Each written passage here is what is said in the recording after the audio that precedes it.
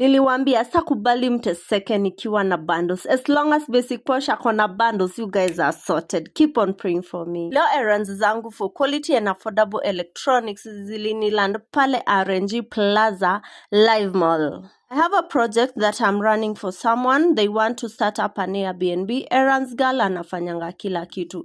So I'm shopping for her, the electronics, beddings, bed sheets, kila kitu ni mimi na shop ya your Airbnb. As I was hunting for fair prices on the social media, I bumped along Live Mall and their prices, God, they are to die for. So mimi kitu najua to go is to see. Lazima nifike ground nione kama ni scam. Mimi lazima. I'm that doubting Thomas.